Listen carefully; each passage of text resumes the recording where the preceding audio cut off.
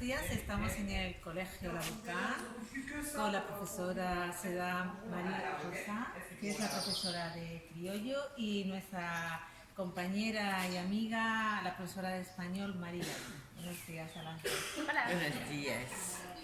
Seda, ¿qué es el criollo? Le créole, c'est une langue en fait, hein, et il y a deux étymologies pour le créole. Il y a une étymologie, je dirais, portugaise, qui est criollo, et il y a l'étymologie espagnole qui est criollo. D'accord? Donc on voit bien la différence. Criollo et criollo. D'accord? Mais ces deux étymologies proviennent du latin qui est créae, qui veut dire quoi? Qui veut dire nourrir, élever. D'accord? Alors le créole a une origine, si vous voulez, latine effectivement, et ça voulait dire en ce temps-là quelqu'un qui est né sur les terres d'Amérique. Alors c'est parti d'abord par les colons qui sont arrivés avec Christophe Colomb en 1492. Donc, Christophe Colomb, que tout le monde connaît, qui était un conquistador et qui est arrivé sur les terres d'Amérique. Et donc, les colons blancs sont arrivés et ont eu des enfants avec des esclaves. Alors, on a eu des esclaves noirs, effectivement, et puis après, on a eu des Indiens qui sont arrivés après. Donc, voilà comment c'est parti le mot créole. C'était d'abord des personnes physiques, donc des personnes qui sont nées sur les terres d'Amérique, donc dans les plantations d'Amérique. Et ensuite, on a eu des créoles noirs, donc c'est des personnes de couleur. Voilà, c'est comme ça que c'est parti. Entonces, el criollo primero es una lengua, claro, pero si tenemos que hablar del origen de la palabra, viene del portugués, crioulo, o del español, criol. Y entonces, al principio, significaban las personas que habían nacido en las tierras americanas. Entonces viene también del latín y significa dar de comer, alzar, levantar hacia el cielo, creare, ¿no?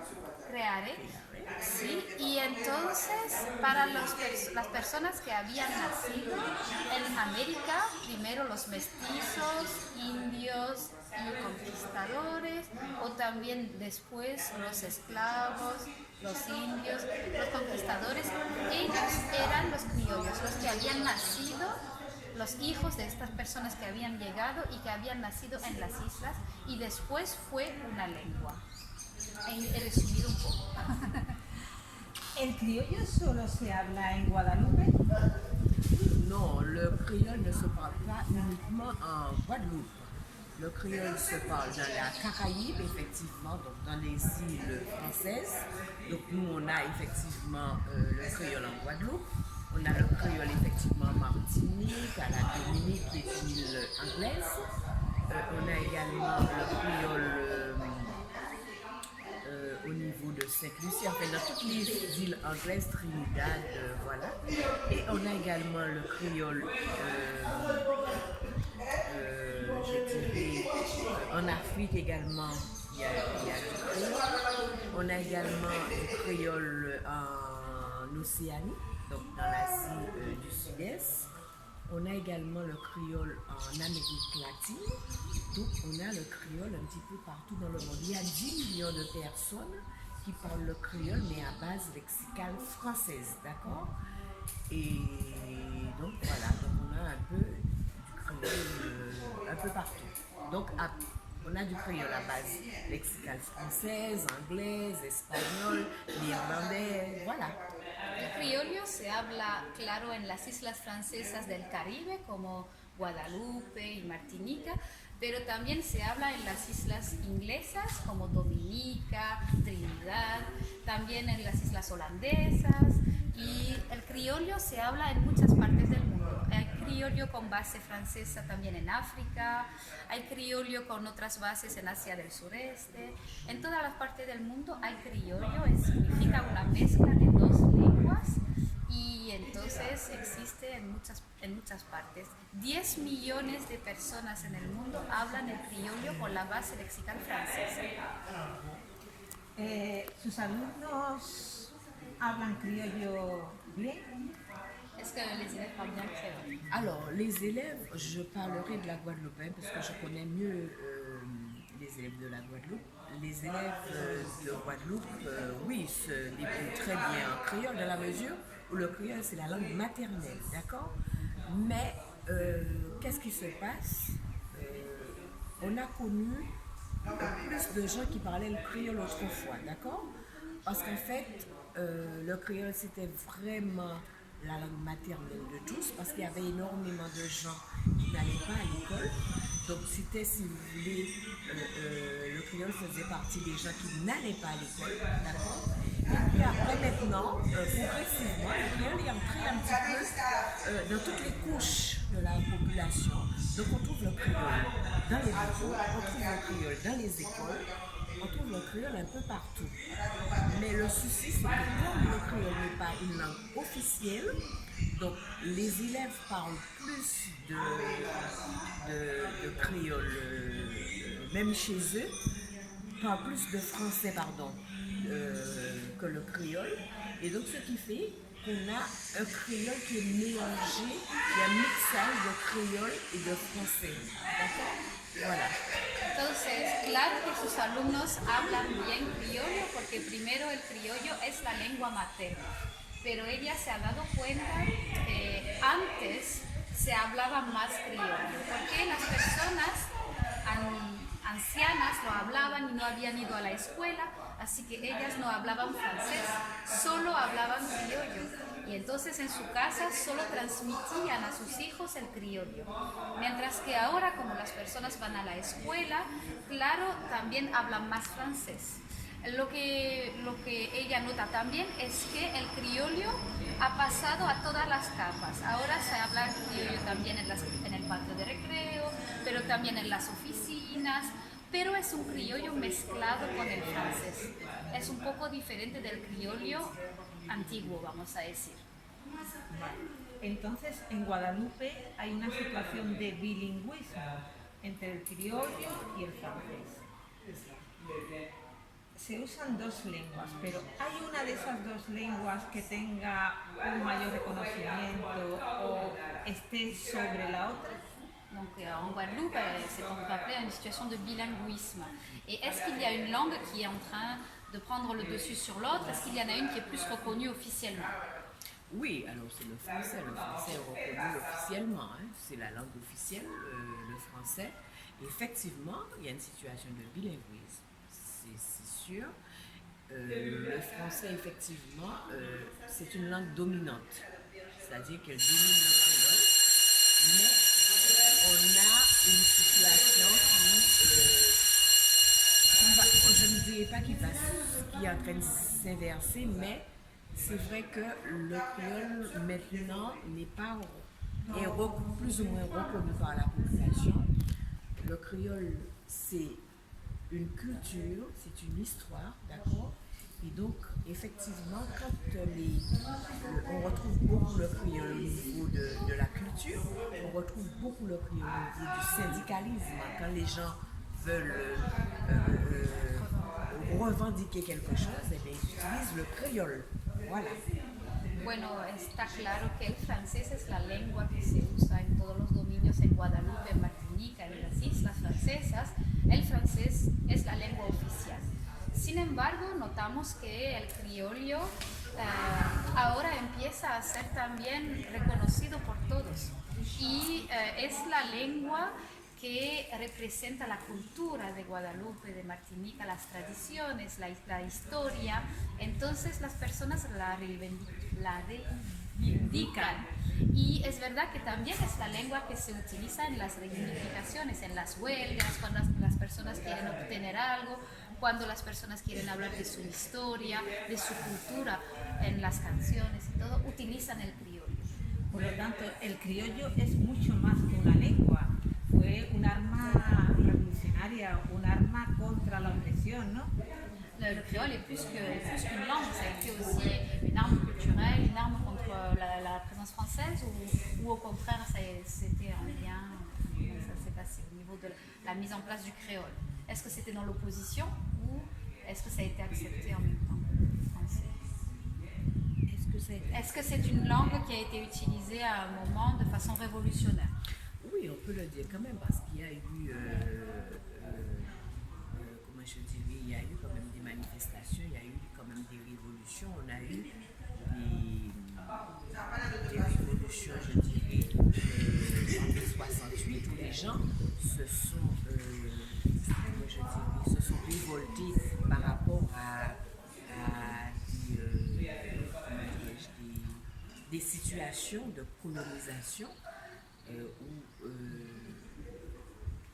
il y avait, comment dirais-je, des inégalités effectivement, et donc on a eu effectivement des mouvements de révolution en Guadeloupe, et donc le créole effectivement a été utilisé pour cela. Claro, el criollo es una lengua que se utiliza en las revoluciones, en las rebeliones. Por ejemplo, ella nos habla de mayo 1968, en Francia fue un movimiento también muy importante, y en Guadalupe también, cuando querían luchar contra las desigualdades, contra las situaciones de colonización, ellos utilizaban el criollo. Alors, un exemple encore qui est récent, par exemple en 2009, on a eu un mouvement ici, un mouvement qui a été très suivi par la population et qui est parti du syndicalisme du GTG par exemple. Et il y a eu un mouvement de syndicats et on a eu un slogan en créole où les gens ont revendiqué justement plus de justice et où comment je peux expliquer ça, où il disait que le pays colonisateur, c'est-à-dire la France, avait une mise sur toute l'économie de la Guadeloupe et que les prix étaient trop excessifs, il y avait beaucoup de choses qui n'allaient pas. Et donc voilà comment on a utilisé le créole avec un slogan qui est resté dans les têtes. Un movimiento reciente es el de 2009, hubo una huelga muy larga en Guadalupe en 2009. Y entonces los sindicatos se unieron y juntos organizaron una huelga que duró más de 40 días. O sea, duró plus de 40 jours. ¿Eh? Ah oui. Más de 40 días. Y entonces había esloganes en criollos de rebelión contra la opresión francesa que tenía toda la economía guadalupeña y que impedía el desarrollo local de una economía local.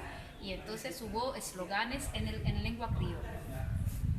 ¿Ha estado en algún periodo prohibido el uso de la lengua criolla? Est-ce que donc à un moment il a été interdit de parler créole? Non, à aucun moment on a eu une intégration. Une seule chose qui se passait, c'est qu'autrefois, je dirais, à partir des années, ça a toujours été comme ça, jusqu'à maintenant, mais maintenant un petit peu moins, c'est que les parents même, chez nous interdisaient de parler créole, d'accord?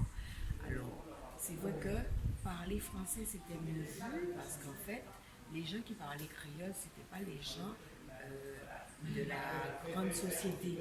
Donc du coup, les parents ne voulaient pas, parce qu'en fait, au départ, les gens qui parlaient créole, c'était des gens qui n'allaient pas à l'école.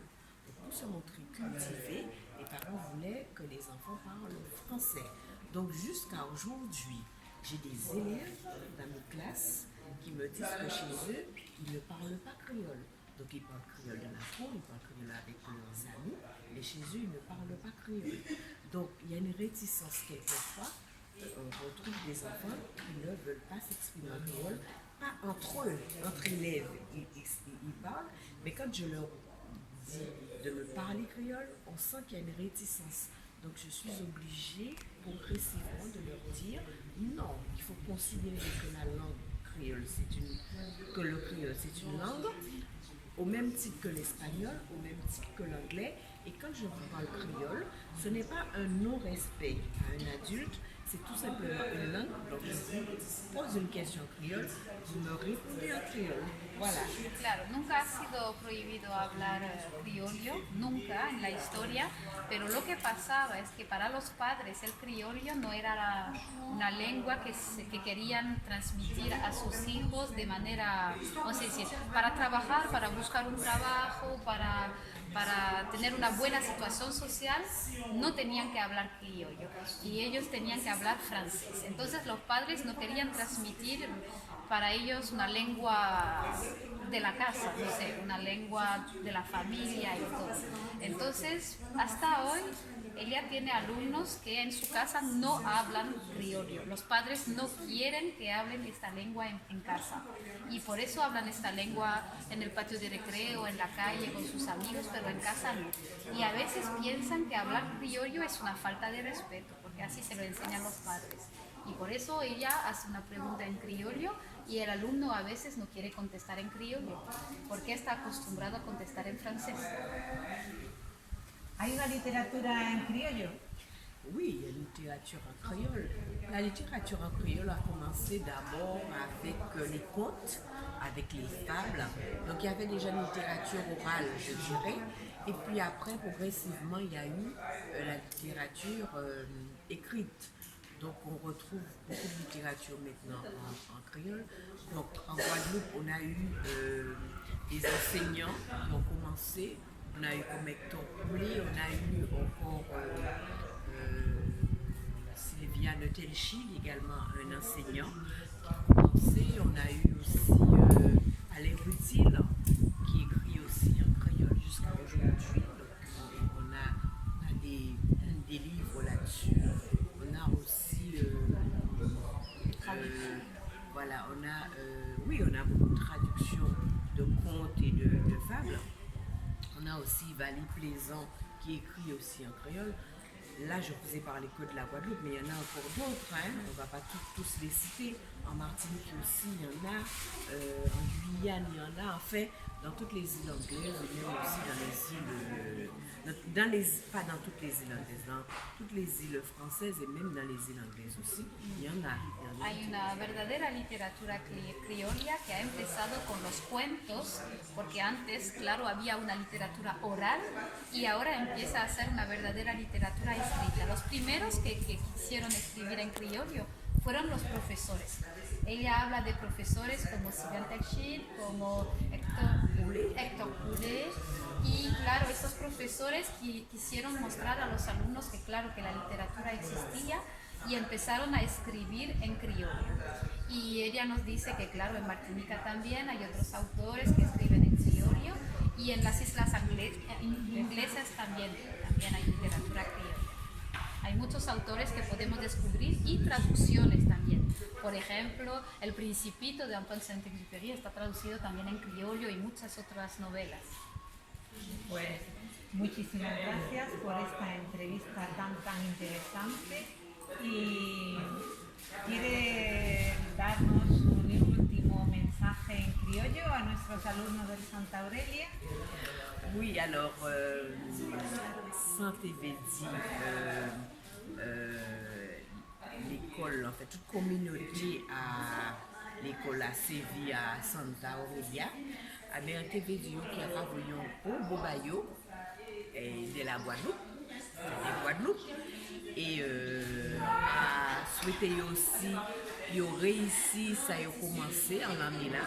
Et puis peut-être que vous voyez peut-être que venir rendre nous visite, donc en cas de comme ça, robot, et puis dans notre soleil. Alors, ce que j'ai dit en créole, que je salue toute la communauté, donc tu vas traduire. Ella saluda a toda la comunidad. La communauté de Séville, la communauté de Santa Aurelia. Je les embrasse et puis on se dit peut-être à bientôt s'ils viennent en Guadeloupe, s'ils viennent nous rendre visite. Et puis voilà. Que os saluda a todos y que os invita a venir a visitarnos aquí en Guadalupe. Muchas gracias. Merci beaucoup. Radio, bien merci. En créole, on dit merci beaucoup, bien merci. Bien merci. Bien, merci. Bien, merci.